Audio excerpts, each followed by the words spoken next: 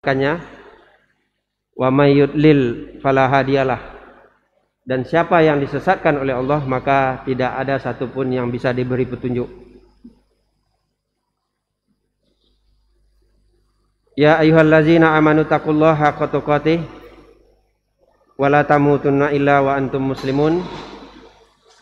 Ya ayyuhan nasu taqu rabbakumul ladzi khalaqakum min nafsin wahidah wa khalaqa minha zawjaha wa bassa minhuma rijalan katsiran wa nisaa'a wattaqullaha allazi tasaaluna bihi wal arham innallaha kana 'alaikum raqiba. Ya ayyuhallazina amanu taqullaha wa qulu qawlan sadida yuslih lakum a'malakum wa yaghfir lakum dzunubakum wa may yuti'illaha wa rasulahu faqad faza fawzan 'azima. Amma ba'd, fa inna asdaqal hadisi kitabullah wa khairal huda hadi Muhammadin sallallahu alaihi wasallam wa syarrul umur muhdatsatuha wa inna kulla muhdatsatin bid'ah wa kulla bid'atin dalalah wa kulla dalalatin finnar. Hari ini kita dipilih oleh Allah untuk bisa mengikuti pelajaran ini. Mudah-mudahan kita termasuk orang yang diberi petunjuk oleh Allah Subhanahu wa taala sehingga kita dapat menerima ilmu ini dengan baik dan kita bisa mempraktekkannya setelah ilmu ini kita dapatkan. Sangat disayangkan sekiranya kita belajar tetapi setelah itu hilang begitu saja. Jadi tidak ada manfaat ilmu yang kita dapatkan nantinya kalau sekiranya tidak kita praktekkan. Maka antum semua ini yang hadir ini, kita harapkan inilah nanti yang menjadi penggerak khususnya dalam penyelenggaraan jenazah di daerah kita ini. Jadi tidak perlu lagi kalau ada yang meninggal datang dari Pekanbaru kemari, nggak perlu. Antum aja lah yang ikut turun langsung. Ya, kami nanti hanya membantu apa yang kurang, apa yang tidak ada sini itu yang kami bantu. Tapi dalam praktek penyelenggaraan antumlah yang akan turun nantinya. Ya. Ini kita harapkan demikian adanya dengan pelatihan ini. Next. Jadi pelatihan kita penyelenggaraan jenazah ini langsung next. Tampilkan berikutnya. Dalam pelatihan ini saya kalau ada yang meminta atas nama syirkah, kadang-kadang saya diminta atas nama MT Hidayah. Hari ini saya tampil di depan bapak-bapak atas nama MT Hidayah. Next. Ya. MT Hidayah yang kita tahu sudah mulai berkiprah dalam penyelenggaraan jenazah ini sebenarnya sudah cukup lama, 2013. Tapi baru aktif setelah adanya perlengkapan yang memadai, maka mulailah MT Hidayah ini bisa turun langsung menyelenggarakan penyelenggaraan jenazah. Ya. Next. Perlu kita pahami hari ini bahwa ya setiap makhluk yang bernyawa itu pasti akan mati.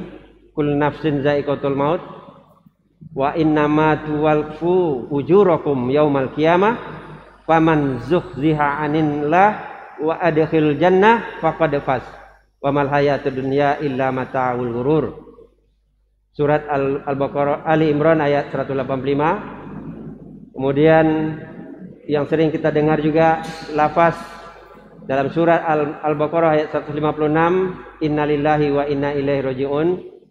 Yang ketiga di dalam surat Al-A'raf ayat 34, walikulli umma ajal fa iza jaa ajaluhum la yastakhiruna sa'ah wa la yastaqdimun. Ini kita harus pahami bahwa semua kita harus mempersiapkan diri menghadapi kematian. Ya, karena kematian itu datang kapan saja, tidak menunggu waktu, tidak menunggu kita siap, tidak menunggu kita sehat, tobat, tidak menunggu kita insaf. Maka oleh sebab itu siapkanlah diri menghadapi kematian. Next. Hari ini yang akan kita pelajari ada 5 poin. Yang sebenarnya di dalam buku ini Ahkamul Janaiz, ini terjemahan karangan Syekh Albani. Ya, ini ada 17 poin yang harus kita pelajari dalam buku ini. Ya, saya tambah 1 jadi 18. Kalau di dalam buku ini hanya 17. Ini nomor 1 ini saya tambah 1 lagi. Sebelum sakit atau pada waktu kita tidak sakit. Nah, untuk membahas ini kita butuh waktu yang cukup lama, ya. Maka kita hanya membahas 5 saja, yaitu memandikan, mengapani, menyolatkan, mengantar jenazah, dan menguburkan jenazah.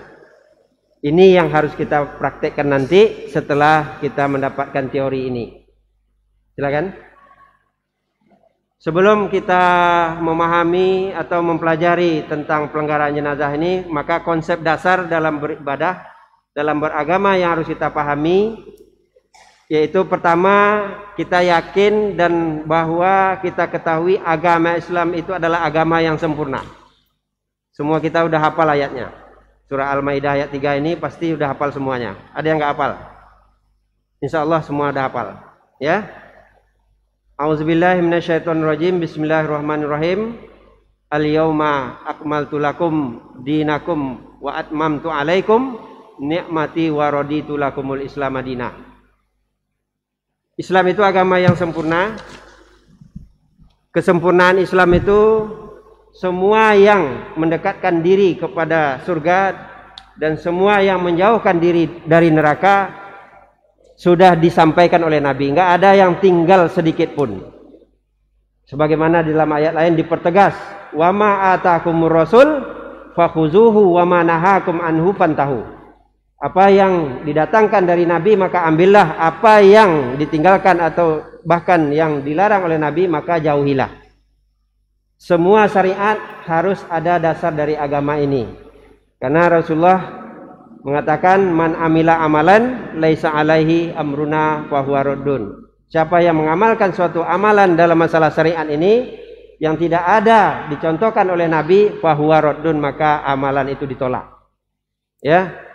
Idza kana fi amri dinakum fa ilayya. Apabila kalian berurusan tentang agama fa ilayya, kembalikan kepadaku, kata Nabi. Idza kana fi amri dunyakum, apabila kalian berurusan tentang masalah dunia kamu, antum a'lamu bi umuri dunyakum, kamu lebih tahu tentang urusan dunia kamu. Maka apapun masalah agama ini kembalikan kepada Nabi, enggak boleh menurut kita, menurut perasaan, menurut kebiasaan, menurut ustadz ini, fulan dan lain sebagainya. Tapi semuanya harus kembali kepada Rasulullah SAW. Sebagaimana juga disebutkan dalam kaidah al-aslu fil ibadah haram. Asal masalah ibadah itu hukumnya haram illa bidalil, kecuali ada dalil dari Nabi. Tidak boleh kita melakukan sesuatu pekerjaan dalam syariat ini kecuali ada perintah dari Nabi. Sebaliknya, ya, idza kana fi amri dunyakum, ya, al aslu fil muamalah, asal hukum dalam masalah muamalat ibahah, boleh-boleh saja, illa bidalil, kecuali ada larangannya. Maka kita berbicara masalah syariat harus kembalikan kepada Nabi, kalau tidak jangan melakukannya sebelum dapat dalilnya. Maka hari ini semua praktek dalam pelenggaraan jenazah kita kembali, kita gali dari Nabi, apa yang diajarkan oleh Nabi. Maka oleh sebab itu kita harus punya ilmu. Wala takfu ma laisa laka bihi ilm. Jangan melakukan suatu, jangan mengerjakan suatu, jangan mengatakan suatu kalau tidak punya ilmu. Fas'alu ahla zikri in kuntum la ta'lamun. Maka bertanyalah kepada ahli ilmu jika kamu tidak tahu. Maaf, saya berdiri di depan bapak-bapak ini bukan ahli ilmu. Saya hanya dahulu saja. Apa yang saya lakukan insya Allah ada dasar syariatnya. Itulah yang saya sampaikan. Bukan karena saya ahli dalam bidang ilmu. Saya bukan ahli. Ya, tetapi saya hanya dulu saja dari bapak dalam masalah ini, sehingga apa yang saya lakukan insya Allah ada dasar-dasarnya. Itulah yang saya share kepada antum sekalian. Kemudian ya, dalam beribadah termasuk menuntut ilmu ini hendaklah niatkan karena Allah. Apalagi dalam pelenggaraan jenazah ini fardu kifayah, ya, maka apapun namanya ibadah wajib karena Allah Subhanahu wa taala. Wa ma umiru illa liya'budullaha mukhlishina lahuddin. Kemudian yang berikutnya, antum yang hadir hari ini jangan setelah belajar nanti ada timbul rasa bosan, ada timbul rasa tidak semangat, bahkan futur. Tidak mau lagi, tidak mau tahu lagi ya dengan masalah-masalah syariat, khususnya dalam masalah pelenggaraan jenazah ini. Maka oleh sebab itu kita harus istiqomah ya. Istiqomah. Bagaimana cara istiqomah? Tentu harus berkawan dengan orang-orang yang istiqomah ya. Selalu dekat orang-orang yang istiqomah. Insya Allah kita akan bisa istiqomah. Next. Kemudian tugas kita ini adalah amanah ya, karena kalau tidak ada yang menjalankan tugas ini di tempat antum, maka berdosalah kaum muslimin sekampung itu. Maka inilah fardu kifayah yang harus kita ambil alih, yang harus kita ambil kesempatan ini ya. Jangan dibiarkan ini berlalu begitu saja. Dan kalau ada yang menyelenggarakan, kebanyakan maaf, saya melihat di mana-mana pelenggaraan jenazah ini selalu tidak sesuai dengan syariat. Ya, hanya menurut kebiasaan, hanya menurut apa yang dilakukan oleh ustadz yang di situ, hanya menurut apa kata orang tua di situ, tetapi dasarnya tidak ada sama sekali. Di mana-mana seperti itu. Maka kita dengan belajar ini, maka kita harus yakin ilmu yang kita dapat itu harus kita praktekkan. Jangan kita biarkan orang lain ya melaksanakan ini, bukan berarti kita merampas atau mengambil alih tugas-tugas itu, tetapi kita ingin menegakkan bagaimana syariat ini, khususnya dalam penyelenggaraan jenazah. Kemudian antum juga harus bekerja sama satu sama lain, saling mengisi, saling mengingatkan, saling membantu, jangan saling sikut menyikut. Ini udah merasa berbuat, kemudian orang lain dianggap remeh. Sudah merasa pintar dalam pelaksanaan ini, tidak peduli dengan orang-orang yang lain, sehingga kita acuh tak acuh ya, atau kita tidak mau bekerja sama dengan teman-teman kita yang lainnya. Terakhir, konsepnya adalah khairun nas anfa'um linnas, sebaik-baik manusia atau bermanfaat bagi manusia yang lain. Kita berada di daerah kita, maka hendaklah kita bermanfaat, khususnya nantinya dalam pelenggaraan jenazah ini. Baru kita pembahasan kita, silakan dibuka modulnya ya. Modul yang akan kita bahas itu ada 5 tadi yang sebagaimana saya sampaikan ya, yaitu memandikan, ghuslul mayit, yang kedua takfinuhu, yang ketiga as-salatu alaih, naik ke atas, yang keempat ahmilul janazah, ke atas, naik lagi. Yang kelima dafnihi. Jadi ada 5 poin tadi yang ya awal di awal tadi. Naik. Jangan sebelum saya bilang lanjut, jangan lanjut. Ya. Naik terus. Ya, terus lagi. Ya. Untuk pertama memandikan jenazah, yang harus kita lakukan pertama, siapkan dulu semua perlengkapan. Next. Lanjut. Perlengkapan yang perlu dalam pelenggaraan jenazah. Lanjut. Next. Tidak ada gambarnya di situ. Yang perlengkapan jenazah. Di atas. Bawah lagi. Antum melangkau terus. Lagi ke atas. Nah, terlewat. Tadi udah antum tampilkan tadi. Terus. Lanjut. Yang kedua setelah ini. Hilang, ada gambar tadi yang ada perlengkapan dan alat. Ah, ini dia. Perlengkapan alat dalam pelenggaraan memandikan jenazah. Ada alat, ada perlengkapan. Ini alat, ini perlengkapan. Ini tambahan. Semua yang dibutuhkan kita siapkan dulu. Jadi sebelum kita bekerja, semua yang kita butuhkan ini siapkan. Ya, setelah ada baru kita mulai. Jangan nanti mencari dulu, ya beli dulu, baru kita akhirnya lama dalam pelenggaraan ini. Sementara tugas dalam pelenggaraan jenazah ini harus disegerakan. Ya, lanjut. Jadi antara alat-alat ini sabun kita udah tahu, daun bidara, kapur barus, jeruk nipis ini jika diperlukan, kain pembalut tangan dari kain kapan, spoon, alas tangan yang dari plastik itu, dari plastik, yang dari plastik tadi, spoon, ya, bukan itu, yang spoon yang dari plastik, yang untuk orang operasi itu, rumah sakit, ada bawa? Nah itu spoon namanya. Kemudian kain sugi yang tadi antum sampaikan tadi, ya, sugi tadi antum lihat, no? Yang sugi, kain sugi, yang mana kain sugi? Ah itu kain sugi untuk telinga, untuk gigi, untuk pusat, ya, untuk hidung, ya. Kemudian kantong plastik, kantong sampah untuk tempat sampah, tempat mandi satu set sebagaimana kita lihat di belakang, ember, gayung, terpal ini penutup supaya jangan kelihatan dalam menyelenggarakan jenazah, anduk, kemudian selang pembuangan, gunting jika kukunya panjang, ya, kuku, potong kuku, sisir, skop jenazah ada bawa? Ada bawa tadi? Ada ya? Skop pengangkat jenazah, pengharum ruangan. Jadi ruangan itu kalau dibutuhkan diharumkan, diberi wangi-wangian atau dibakar. Disitulah sebenarnya butuh bakaran wangi-wangian, ya. Dan yang ini untuk saat ini sangat diperlukan. Jadi bukan jika diperlukan, sangat diperlukan. Untuk hari ini kita menyelenggarakan jenazah, alat pelindung diri ini sangat diperlukan. Sarung tangan, celemek, sepatu bot, ya, sepatu bot. Ini sangat diperlukan, bapak-bapak. Saya menekankan, kapan saja antum menyelenggarakan jenazah untuk saat ini, untuk hari ini, jangan sampai ini diabaikan. Kenapa? Karena kejadian saya di mana-mana saya sering sampaikan. Saya menyelenggarakan jenazah COVID di rumah sakit, ya, ternyata setelah dikuburkan hasilnya negatif. Dia perlakuan COVID.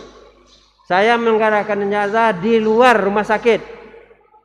Dia meninggal di swab, hasilnya belum keluar, setelah dikubur hasilnya positif. Bagaimana antum bayangkan itu? Kalau antum menyelenggarakan jenazah yang tidak tahu dia itu positif tidaknya COVID, antum tidak pakai APD, siap-siap antum menunggu risiko. Ya, maka ini sangat diperlukan hari ini. Ya, mudah-mudahan pandemi ini akan segera berakhir, kita kembali normal seperti biasa. Amin. Baik. Ada alat ini yang tidak diketahui? Yang tidak kenal bapak-bapak? Semua alat, semua perlengkapan yang ada ini? Mungkin sudah tahu, nanti kita langsung praktek melihat seperti barang-barangnya. Lanjut. Ya, ini harus kita persiapkan dulu. Kemudian syarat memandikan jenazah, syarat umum. Ya, silakan dilihat modulnya. Seorang muslim yang berakal, mumayyiz, dapat dipercaya, khususnya nanti masalah kalau dia memandikan jenazah, ada aib yang dia lihat di badan jenazah itu dia ceritakan, ini orangnya tidak amanah. Ya, ini akan sangat berbahaya nanti, atau menjadikan dia tidak akan mendapatkan faedah atau manfaat dalam memandikan kalau dia tidak amanah. Yang berikutnya berilmu tentang syariat penyelenggaraan jenazah. Yang terakhir adalah apalagi dia mendapatkan wasiat. Bapak-bapak mungkin karena belum pernah jarang menyelenggarakan jenazah sehingga wasiat-wasiat ini tidak didapatkan. Ya, kalau saya udah banyak orang berwasiat ke saya. Tapi saya tidak tahu saya duluan atau mereka yang duluan. Tapi itu wasiat untuk mereka, untuk saya. Ya, kalau nanti mereka meninggal minta diselenggarakan jenazahnya. Baik, ini syarat umum. Ini berlaku baik itu keluarga maupun siapa saja. Ya, lanjut.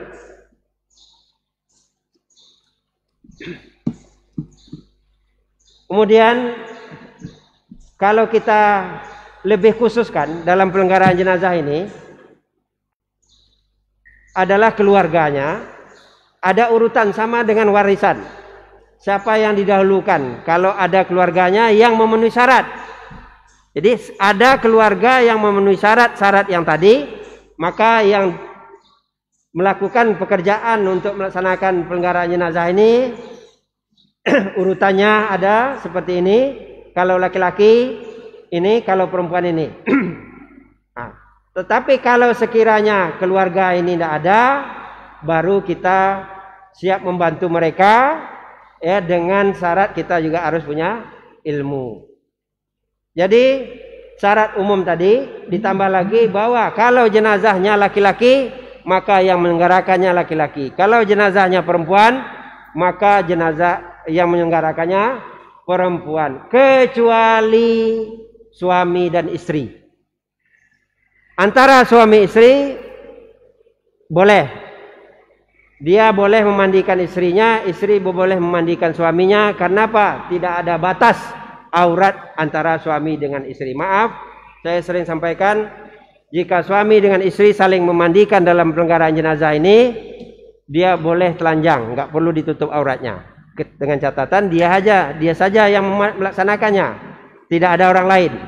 Ya, tapi kalau ada orang lain, wajib yang jenazah laki-laki, maka yang laki-laki menyelenggarakan, jenazah perempuan maka perempuan yang menyelenggarakan. Dasarnya sebagaimana Rasulullah katakan, next, lau mutti qabli la ghasaltuki wa kafantuki. Jika engkau meninggal sebelum saya, kata Rasulullah kepada Aisyah, maka Rasulullah katakan, saya yang memandikan kamu, saya yang mengapankan kamu.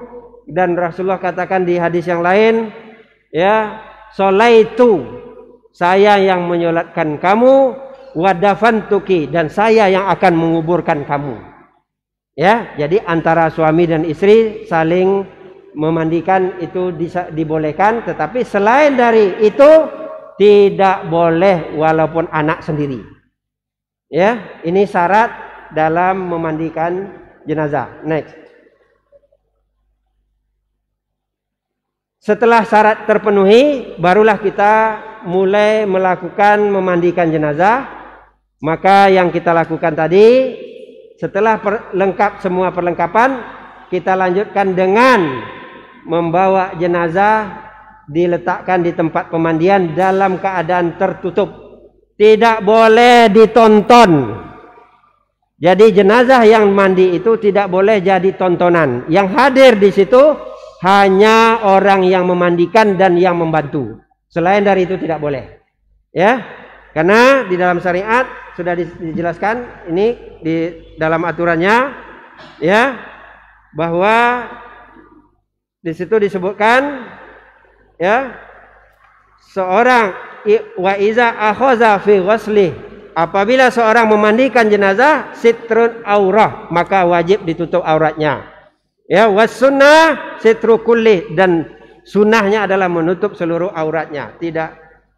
Dan berikutnya wakarihu hudur wairu mu'inin, tidak boleh hadir yang di situ selain dari orang yang menyelenggarakannya. Ya, maka ini harus kita penuhi syarat-syarat yang ini. Dan setelah itu kita buka seluruh pakaian yang menutup di badan jenazah.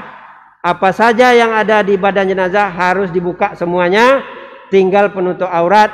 Kalau laki-laki dari pusat sampai ke lutut, dan kalau perempuan dari dada sampai ke kaki. Ini yang tinggal. Setelah itu baru kita mulai melakukan kegiatan memandikan. Pertama yang dilakukan dalam memandikan itu adalah membersih BAB-nya. Ya, membersih BAB. BAB yang kita bersih itu dengan cara mendudukkan orang yang meninggal itu seperti orang duduk. Ya, kemudian diurut perutnya, kemudian dibersihkan duburnya. Karena ini aurat, maka diutamakan yang membersihkan itu adalah keluarganya. Kita minta keluarganya yang membersihkan auratnya itu. Ya, anaknya atau siapa saja dari yang ikut memandikan, maka dialah yang kita minta untuk membersihkan BAB atau istinja dari jenazah tersebut. Setelah bersih, barulah kita mulai memandi. Lanjut, next. Mulai memandi, yang pertama kita lakukan adalah menyiram bagian kanan dan membasuh anggota wudhu. Ibda'na biwayaminiha wa mawadi'ul wudu'i minha. Mulailah memandi jenazah itu dengan bagian kanan dan anggota wudhunya. Jadi membasuh anggota wudhu itu di awal, bukan di akhir. Sebagian kita melihat praktek di lapangan bahwa mewudukkan atau membasuh anggota wudhu jenazah itu setelah selesai mandi. Ini salah. Ya, sunnahnya adalah di awal. Ibda'na, dimulai memandikan jenazah itu dengan membasuh bagian kanan dan membasuh anggota wudhu. Wa mawadi'ul wudu'i minha. Ini yang harus kita lakukan dulu, ya. Setelah itu baru membasuh badannya. Membasuh badan pertama dengan daun bidara, sebagaimana Rasulullah katakan, "Aghsilha bisidrin." Basuhlah jenazah itu dengan air daun bidara. Witron dalam bentuk jumlah yang ganjil. Ganjil maksudnya itu bukan siraman. Ganjil di sini adalah perlakuan. Pertama daun bidara, kedua sabun, yang ketiga kapur barus. Ini maksudnya ganjil itu. Pertama mandikan dengan daun bidara, yang kedua mandikan dengan sabun, yang ketiga waja'alna fil akhirah, mandikan jenazah itu dengan mandi yang terakhir adalah kafuron, dari kapur barus. Itu yang dimaksud dengan 3. Ya. Kalau 5 ditambah lagi misalnya dengan air yang lain seperti jeruk nipis. 4, kemudian tutup dengan kapur barus. Walaupun tadi kapur barus sudah dimandikan, tapi kalau memang belum kapur barus, pertama bidara, yang kedua sabun, yang ketiga jeruk nipis, yang keempat air biasa, yang kelima penutup adalah kapur barus. Jadi mandi penutup adalah air kapur barus. Tidak ada lagi setelah itu. 7 begitu juga, yang ketujuhnya kapur barus. Kalau kurang lagi, ya kata Rasulullah, ya boleh lebih dari 7, sebagaimana kebutuhan, yaitu aksara min zalik, boleh lebih dari 7 itu, in ra'aitunna, apabila dibutuhkan. Ya, jadi tetap penutupnya itu adalah mandi kapur barus. Setelah kapur barus selesai, maka selesailah mandi. Nah, caranya memandikan itu adalah membasuh bagian kanan, kemudian bagian kiri, begitu juga kapur barus, begitu juga sabun bagian kanan, bagian kiri, dan terakhir kapur barus bagian kanan, bagian kiri. Begitu sampai selesai dalam memandikan jenazah. Ya, dan setelah selesai mandi, kita tutup dengan anduk untuk mengeringkan, dan jika perempuan maka dikepang 3 rambutnya yang panjang, jika laki-laki cukup disisirkan saja. Wa alqina ilaina haqqahu, maka kami diberikan oleh Rasulullah penutup jenazah, fadofarna sya'roha, kami kepang 3 rambut perempuan, salasa kurun, wa alqiha khalfaha, dan diletakkan di belakang kepalanya. Ini untuk jenazah perempuan. Kalau yang laki-laki cukup disisir saja. Penutup, kesimpulan dari mandi, silakan. Lanjut. Penutupnya ini dia. Ini kesimpulan dari memandikan jenazah. Ya. Pertama berniat, kemudian membaca basmalah, kemudian mengangkat kepalanya, kecuali wanita yang hamil, untuk membasuh BAB, kemudian tekan perutnya, dialirkan air dan dibasuh bagian duburnya, ya.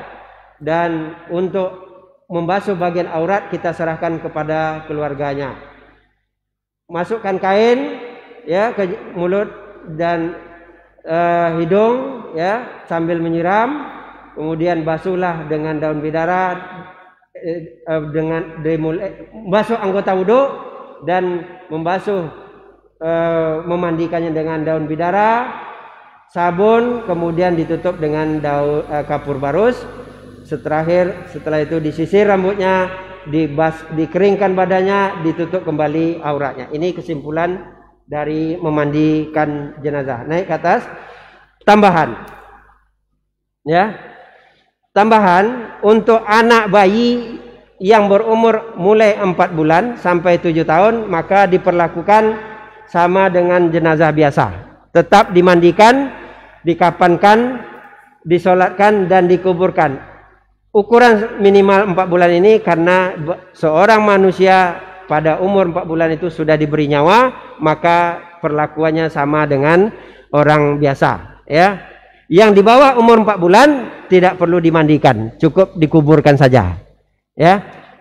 Karena Rasulullah katakan at-tiflu wa fi riwayatin aksakfu yusallu alaih wa yad'u lahu liwalidayh il maghfirah wal rahmah.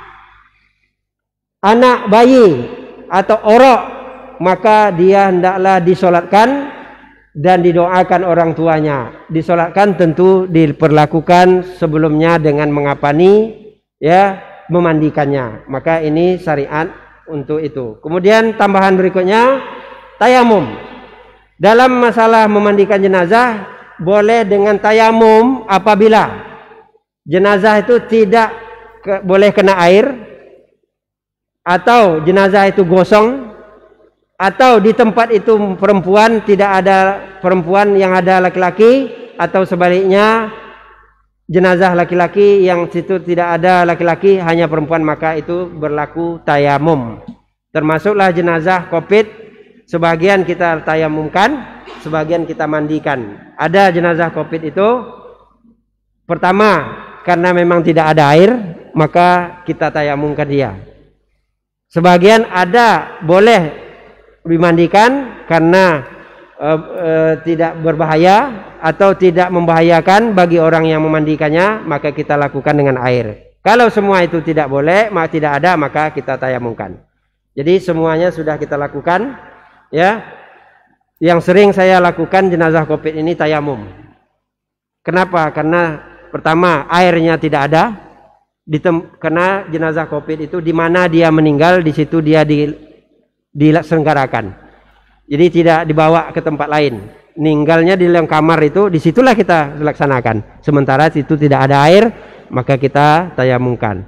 Tapi sebagian rumah sakit, jenazah yang meninggal tadi dibawa ke ruangan khusus untuk memandikan, disediakan air, maka kita mandikan. Begitu prosesnya dalam pelenggaraan jenazah. Oke, dalam memandikan itu cukup. Saya ada tambahan satu lagi, yaitu ingat, berpahalanya orang yang memandikan jenazah itu ada 2 syarat. Yang pertama, menutup aib dari jenazah. Yang kedua, hendaklah ikhlas. Ini yang lanjut next, yang berikutnya. Nah, ini dia. Kalau seseorang memandikan jenazah, dia menceritakan aib dari jenazah itu, maka hilanglah pahalanya. Rasulullah katakan, man wasala musliman, siapa yang memandikan jenazah seorang muslim, fakatama alaih, maka hendaklah dia menutup aibnya. Kenapa? Kalau orang yang menutup aib itu, maka wa alaih, baginya pahala ghufirallahu arba'in marrah. Pahala baginya 40 kali lipat. Mafhumnya, kalau dia menceritakan aib jenazah, maka hilanglah pahala tadi. Ini syaratnya. Yang kedua, ikhlas, sebagaimana amal-amal yang lain. Naik ke atas kembali. Kemudian orang yang memandikan jenazah disunahkan pertama, kalau bisa dia mandi. Kalau enggak bisa, dia berwudu. Karena Rasulullah katakan, man wasala mayyitan, siapa yang memandikan jenazah, falyaghtasilu, maka hendaklah dia mandi. Di hadis yang lain, man wasala mayyitan, siapa yang memandikan jenazah, falyatawaddo, hendaklah dia berwudu. Ini sunnah dalam memandikan jenazah. Oke, cukup untuk penjelasan memandikan jenazah. Silakan, ada pertanyaan yang tentang memandikan jenazah, saya silakan kepada bapak-bapak sekalian. Silakan sebelum kita lanjutkan berikutnya. Ya, silakan Pak.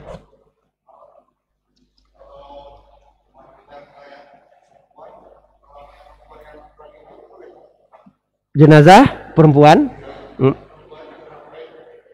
Oh, tidak ada halangan. Ya, tidak ada syarat seorang yang mandikan itu tidak haid, tidak ada. Jadi tidak boleh seorang yang haid memandikan jenazah. Ya, jadi tidak ada larangan dalam hal itu. Silakan. Yang lain?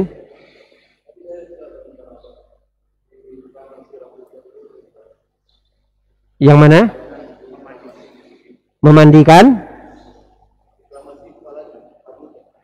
Yang mana? Yang perempuan atau laki-laki? Ya, sebenarnya bukan keramas. Ya. Tetapi membasuh seanggota tubuh saja, termasuk kepala. Jadi tidak ada istilah keramas. Ya, dalam memandikan jenazah itu tidak ada istilah keramas. Ya, tetapi membasuh anggota wudhu mulainya. Setelah itu baru dimandikan. Ya. Jadi bukan keramas namanya, tetapi membasuh anggota wudhu dan setelah itu baru dimandikan. Sama dengan orang mandi junub. Orang mandi junub kan basuh anggota wudhu baru dia menyiram seluruh anggota tubuhnya. Seperti itu. Jadi tidak ada istilah keramas dalam memandikan jenazah. Ya.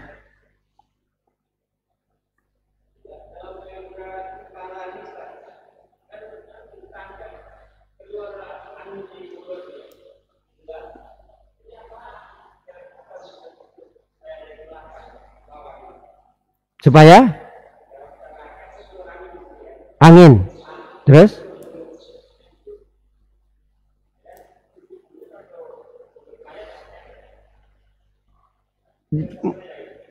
lepaskan aja. Makanya antum sewaktu mandikan wajib pakai masker. Kalau tidak, antum akan membahayakan diri antum dengan keadaan jenazah yang tadi. Ya, jadi tidak ada bau atau apa segala macamnya itu kita hindari dengan memakai APD tadi. Jadi tidak ada perlakuan bagaimana harusnya seperti apa, ya, keluar bau, keluar kotoran, maka kita perlakukan sebagaimana mandi seperti biasa saja. Bagaimana kita mandi seperti itulah, walaupun keluar baunya, ya. Apanya?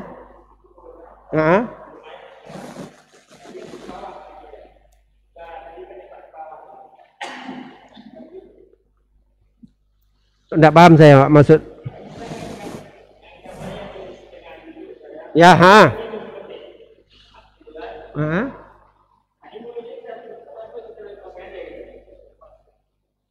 Dulu lepas saja, nggak ada.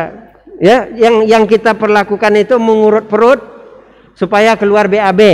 Kalaupun ada keluar sesuatu dari mulutnya, makanya antum sudah aman sebenarnya antum dengan keadaan antum yang sudah ada lengkap dengan APD itu, tidak ada masalah, ya, tidak ada masalah dengan bau mulutnya tadi.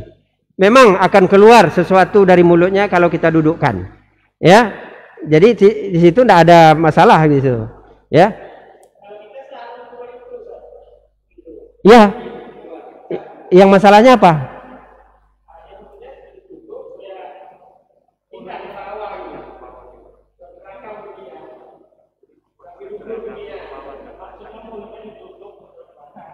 Enggak perlu, enggak ada. Ya. Ya.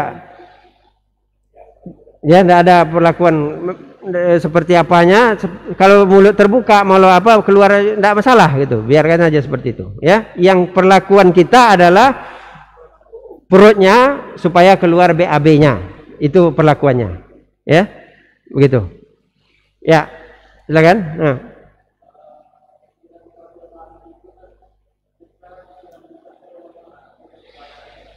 Sama dengan bidara, sama dengan sabun tadi, kita menyiram dari kepala sampai kaki, mulai dari yang kanan kemudian kiri.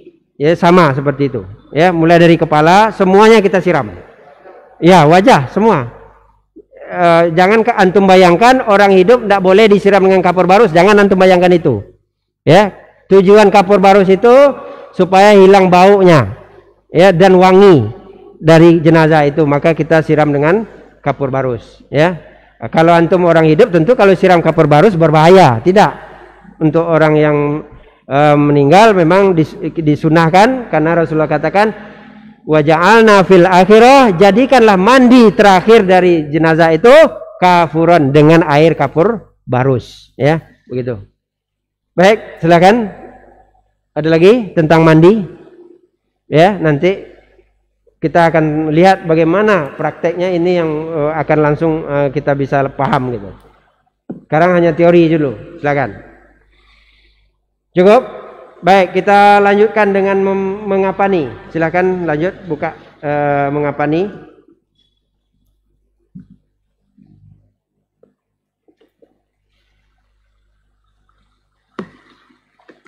Mengapani perlengkapan yang perlu disiapkan ini. Ini tidak banyak sebagaimana mandi. Kain kapan, kapas, kapur barus, parfum, tali pengikat, tikar, gunting, dan APD tetap kita pakai. Ini perlengkapan yang harus kita siapkan. Ya. Setelah itu yang kita lakukan, next, lanjut. Yang harus kita pahami, cara membungkus, cara mengikat tidak ada dalilnya. Harus begini membungkusnya, harus begini mengikatnya, jumlah talinya harus sekian, tidak ada. Ya, silakan sesuai dengan kebutuhan. Yang menjadi syarat ini dia. Iza kufina ahadukum akhahu falyuhassin kafanuhu. Ya. Apabila salah seorang kalian memandikan, ya, mengapani jenazah, maka hendaklah falyuhassin kafanu. Falyuhassin itu maknanya pertama kain putih, dan ini tidak satu keharusan, boleh kain yang lain, tapi sunnahnya kain putih. Yang kedua, menutup seluruh tubuh, ya. Yang ketiga, kainnya tebal, tidak menerawang. Yang keempat, kainnya bersih. Yang kelima, tidak kain yang mahal atau yang mewah seperti kain sutra atau kain-kain mahal yang lainnya, tetapi kain sederhana saja. Ini yang disuruh dalam mengapani jenazah. Jadi cara membungkus, cara mengikat tidak ada ketentuannya. Silakan sesuai dengan kebutuhan. Yang penting jenazahnya tertutup seluruh tubuhnya, tidak kelihatan auratnya, kainnya bersih, ya. Ini yang harus kita penuhi dalam mengapani mayat. Kemudian yang harus kita pahami lagi, bahwa dalam mengapani mayat itu diambil dari harta orang yang meninggal. Dasarnya mana? Kafinuhu min saubahi. Ambillah kain kapan itu dari pakaian orang yang meninggal itu. Artinya harta dia, ya, wajib dia mengeluarkan dari uang dia sendiri untuk menyiapkan seluruh perlengkapan penyelenggaraan jenazah. Mulai dari mengapani sampai menguburkan, semuanya diambil dari harta orang yang meninggal. Kecuali dia tidak mampu, maka diambil dari orang lain. Tetapi hukum asal penyelenggaraan jenazah itu harus dari uang orang yang meninggal itu sendiri. Ya, maka yang pertama dilakukan setelah orang meninggal, bayar dulu perlengkapan jenazahnya, baru lakukan yang lain. Bayar utang yang lain, ada wasiat, laksanakan, waris baru dilakukan. Tetapi yang dasar pertama harus diselesaikan dulu seluruh perlakuan biaya yang berhubungan dengan penyelenggaraan jenazah, keluarkan harta dari orang yang meninggal. Karena ini dasarnya kafinu, kapankan. Ini perintah min saubahi, dari pakaiannya, dari apa yang ada pada orang itu, milik dari dia sendiri. Kemudian berikutnya, kain kapan yang digunakan, pertama warnanya putih, yang kedua 3 helai, yang ketiga jika memungkinkan di antara 3 helai itu kainnya bergaris, yang keempat diberi wangi-wangian. Dasarnya mana? Ini dia. Dari Aisyah radhiyallahu an, qalat kufina Rasulullah fi salasah aswabin bidin. Di sini ada 3. Pertama, 3 lapis, yang kedua dari harta dia, yang ketiga warna putih. Jadi ada 3 dari hadis Nabi ini syariat yang ada di situ. Yang pertama saya sampaikan ada 3 lapis, yang kedua dari harta dia, yang ketiga adalah warna putih. Nabi Muhammad dikafankan dengan kain putih, 3 lembar harta dia sendiri. Laisa fiha, tidak ada padanya komisun, tidak pakai baju. Wa laisa fiha imamah, tidak pakai serban. Jadi tidak ada serban, tidak ada baju. Cukup kain 3 lembar saja. Ya. Kemudian kain yang bergaris. Di dalam hadis yang lain, atwafi ahadukum fawajada syai'an falyukafinu min saubai hibaratin. Ya, telah wafat salah seorang dan kamu, ambillah salah satu dari kain kafannya dari kain yang bergaris. Contoh kain bergaris adalah kain ihram. Kain yang dipakai ihram itu termasuk contoh dari kain yang bergaris. Kalau tidak ada, cukup 3 lembar kain kafan biasa saja. Syariat berikutnya adalah memberi wangi-wangian. Sebagaimana Rasulullah katakan, "Iza jamartumul mayyit", apabila kalian memberi wangi-wangian mayat, ya, fajammuruh, maka berilah wangi-wangian itu salasah 3 bentuk wangi-wangian, bisa 3 botol minyak wangi, bisa 2 botol ditambah kapur barus, atau 2 bagian kapur barus tambah 1 botol minyak wangi, yaitu 3 bagian. Ya. Kemudian untuk perempuan sama hukumnya dengan laki-laki. Tidak sebagaimana kita lihat, yaitu memakai 5 lapis. Ini ada sebagian membolehkan 5 lapis. Ya. Tetapi ini kalau Syekh Albani menegaskan laki-laki perempuan sama, tetap 3 lapis. Kenapa 5 lapis itu? Dasar hadisnya tidak kuat. Pertama, perawi hadis yang bernama Nuh bin Hakam al-Saqafi, dalam perawi hadisnya orangnya majhul, maka kembali kepada hukum asal, laki-laki kafannya sama dengan perempuan. Ya, ini next, lanjut berikutnya. Kemudian orang yang mati syahid, mati perang, ya, dilakukan dengan pakaiannya sekali, tidak dibuka pakaiannya, ya, kemudian dikafankan dengan kain yang selembar atau lebih dari selembar. Tidak, hukum asalnya adalah tidak disolatkan dan tidak dimandikan, langsung dikuburkan. Ya, anan Nabi sallallahu alaihi wasallam amara bidafnihi syuhada Uhud fi dimaihim wa lam yuwassilu wa lam yusalli alaihim.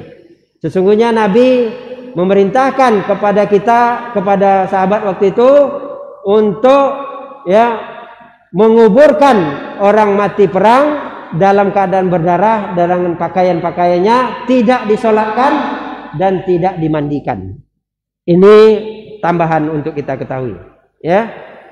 Adapun orang yang dalam keadaan ihram, dia kain kafannya cukup pakaian ihramnya saja, tidak 3 lembar, tetapi pakaian yang dipakai sewaktu dia ihram hanya 2, yaitu Rasulullah katakan pakaikan kafannya itu dari kain yang 2 lembar yang ada pada badannya, saubaini, yaitu 2 lembar kain saja.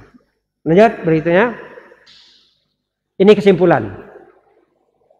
Dalam mengapani, kainnya putih, 3 lembar bergaris, salah satunya memberi wangi-wangian, dan tidak boleh berlebih-lebihan dalam kain kafan, termasuklah kain-kain yang mahal dalam mengapani jenazah. Ya, lanjut terus. Dah selesai mengapani, silakan kita diskusi dulu tentang mengapani, silakan.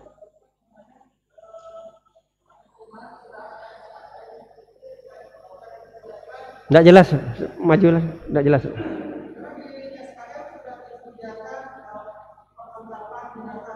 Ya.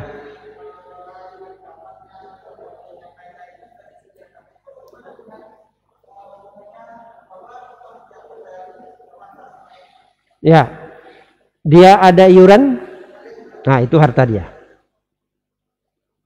Impak iuran bulanan yang dia bayarkan BSKM itu harta dia. Ya, termasuk di situ. Ya. Oke. Silakan yang lain. Ya.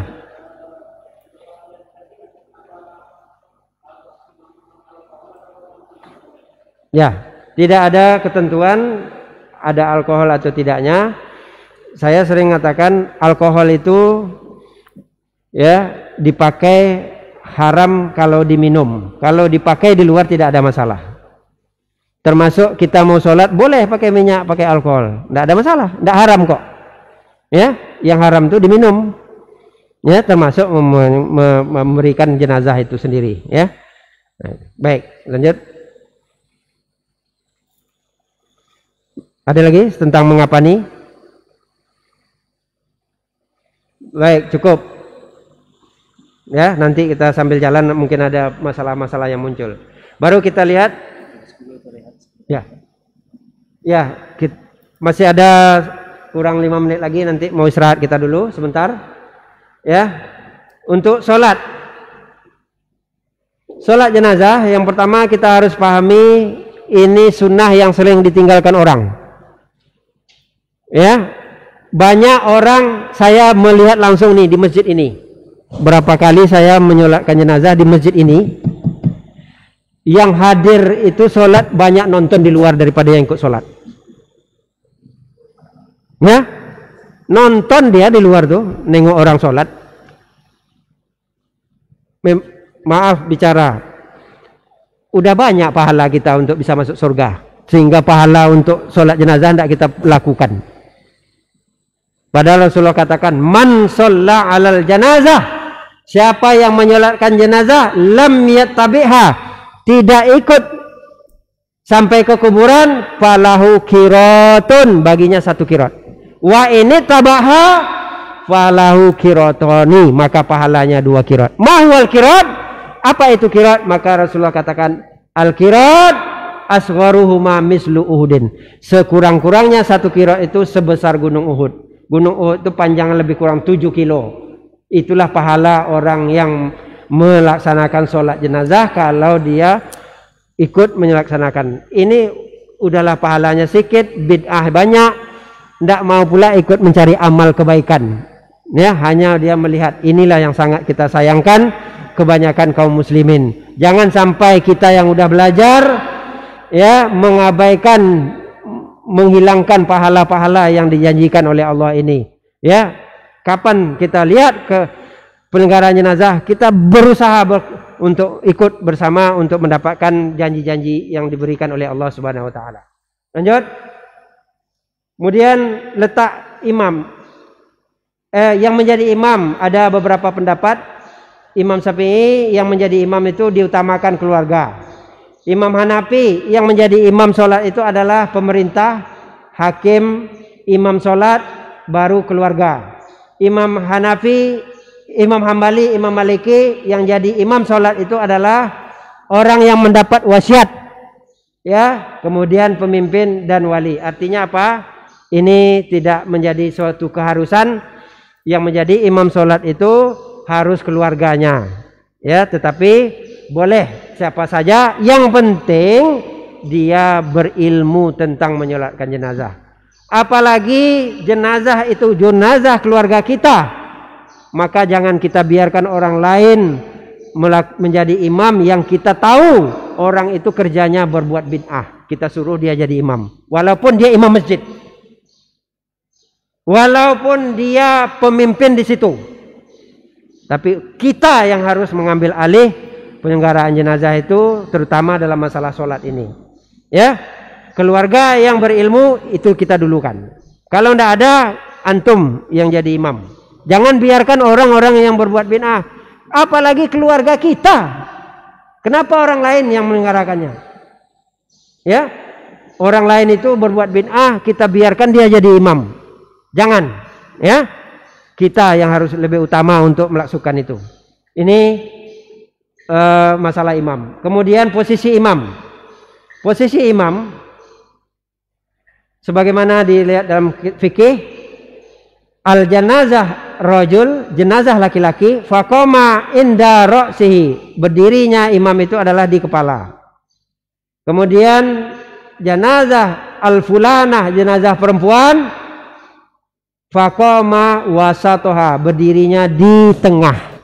Sebagaimana hadis Nabi dari Samurah bin Jundub bahwa Rasulullah SAW ya di sini dikatakan amaro matat, setelah diperintahkan menyolatkan orang yang mati waktu itu perempuan, faqama alaiha wasatoha, maka hendaklah berdiri di tengah dari jenazah itu. Ini berdiri imam. Jangan lupa, ingat aja Pak, kalau jenazah perempuan berdirinya di tengah, kalau jenazah laki-laki berdirinya di kepala.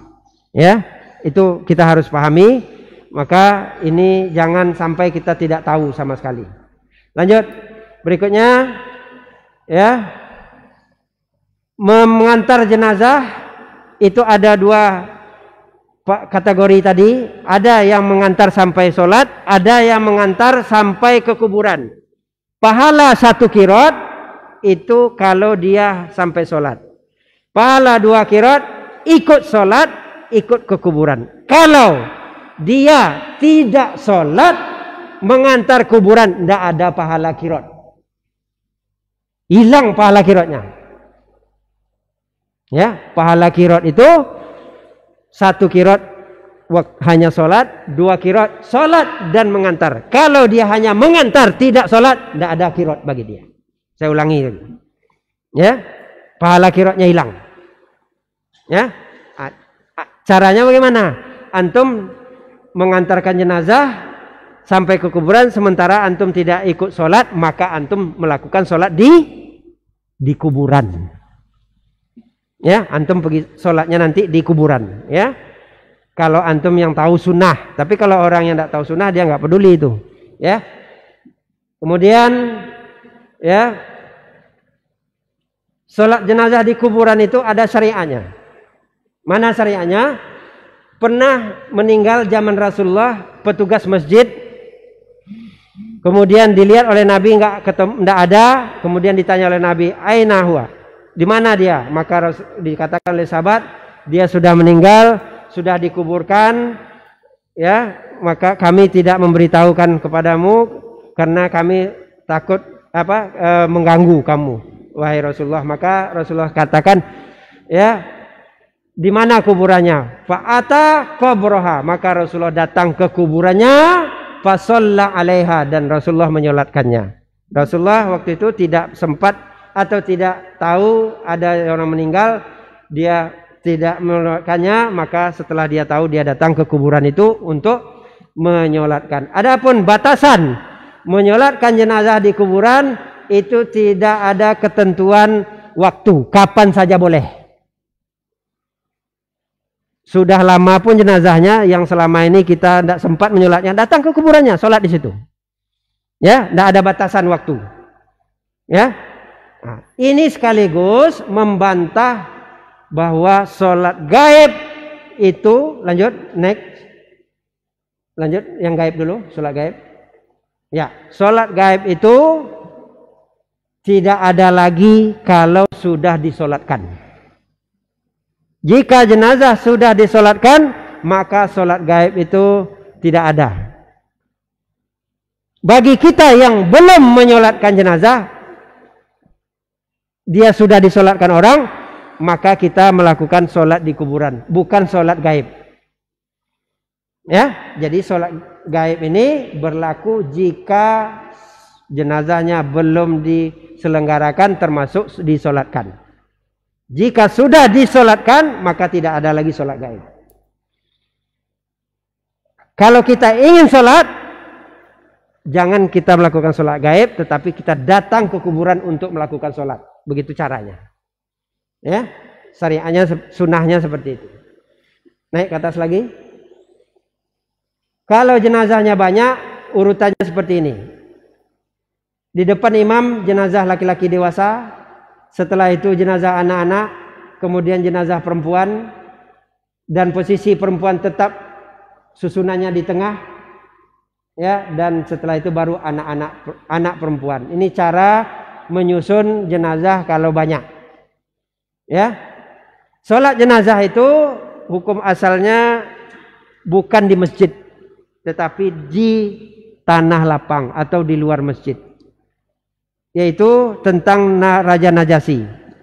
Raja Najasyi waktu disolat gaib oleh Rasulullah, dia berada di Ethiopia, Nabi berada di Madinah, didapat kabar oleh Nabi Raja Najasyi ini meninggal, maka Rasulullah mengajak ke kaum muslimin ilal musalla.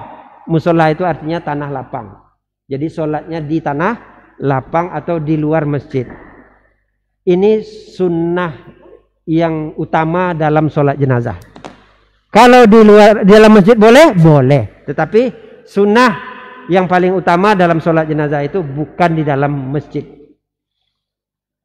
Dan sunnah yang di masjid ini pernah Rasulullah melaksanakan sholat jenazah di dalam masjid, yaitu seorang sahabat bernama Suhail, ya, dan saudaranya fil masjid, yaitu di masjid.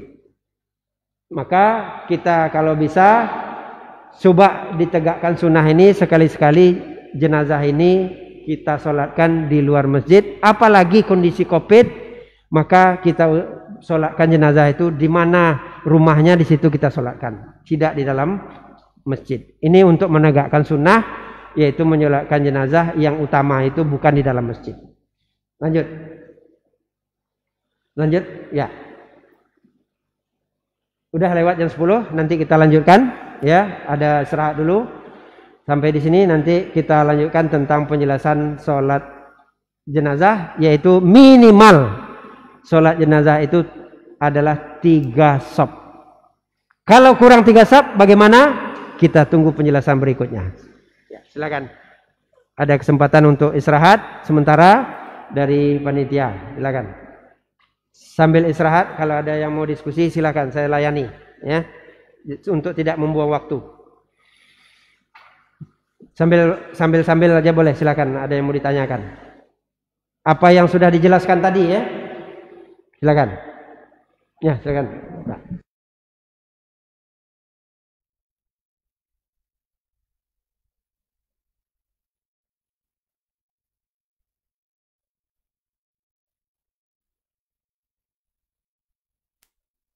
Sebenarnya ini ada penjelasan berikutnya, tapi ditanyakan bagaimana sebagusnya jika sholat jenazah itu pas ada waktu sholat, apakah posisinya di mana jenazah itu? Ini ada dua pendapat dalam masalah ini. Kalau Syekh Albani berdasarkan hadis la tusallu ilal kubur, ya. Kemudian dikatakan oleh Syekh Albani bahwa sholat itu tidak boleh menghadap kubur, termasuklah sholat menghadap jenazah. Maka jika kita membawa jenazah ke dalam masjid, maka kita harus memperhatikan posisi, jangan sampai ada orang yang sholat 5 waktunya di belakang jenazah. Maka kita posisikan jenazah itu di tempat yang aman, supaya jangan ada orang yang sholat di belakang dia. Misal kita masukkan jenazah, posisinya di samping sana, sementara ada ibu-ibu yang sholat di belakang itu menghadap ini yang dilarang itu. Ini kalau Syekh Albani. Tapi kalau Syekh Utsaimin, Syekh bin Baz masih membolehkan selama tidak mengganggu kekusukan orang sholat. Ya, jika jenazah yang ada di depan orang yang sholat itu mengganggu kekusukan, maka itu tidak boleh. Maka kita ambil jalan tengahnya untuk jangan sampai kita nanti melanggar syariat, yaitu sholat jenazah di belakang jenazah. Maka kita posisikanlah tempat yang aman. Kalau masjid-masjid tertentu ada tempat khusus jenazah, waktu mau sholat baru dimasukkan ke masjid, atau di dalam kendaraan di luar masjid, atau di dalam ambulan setelah waktu mau sholat baru kita bawa ke dalam masjid untuk menjaga agar saat tadi jangan terlanggar, jangan kamu sholat menghadap jenazah. Itu untuk hati-hati, begitu. Lanjut, silakan sambil istirahat. Silakan, ada yang mau ngambil, ada snack? Udah. Nah, kalau yang mau ngambil snack silakan. Ini ada yang mau tanya, saya jawab. Bagi yang mau bertanya. Ya. Bagi yang mau bertanya silakan tinggal. Bagi yang apa? Yang mau snack silakan. Ya, ambil, silakan. Jadi kita istirahat sambil. Ya, silakan. Silakan, Pak.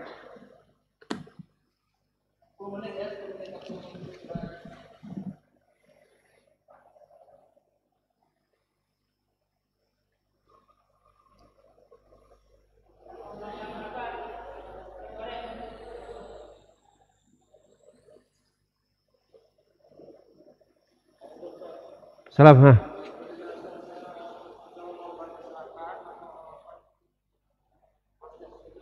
Masalahnya apa? Iya, kenapa kondisinya? Kondisinya bagaimana? Iya, terus? Ya. Iya, tetap. Ya, yang tidak dimandikan itu khusus untuk orang mati perang. Ya, untuk khusus orang yang mati perang itu yang tidak dimandikan. Tapi kalau selain dari itu tetap seperti biasa. Ya, seperti biasa. Orang kecelakaan termasuk karena mereka bukan dalam keadaan mati perang, ya. Tetap kita laksanakan seperti biasa. Nah,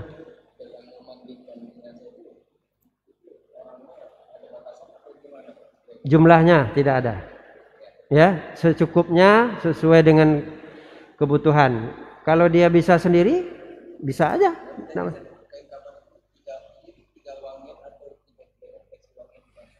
Terserah bagaimana caranya, itu teknis. Yang penting 3 wangi-wangian, ya.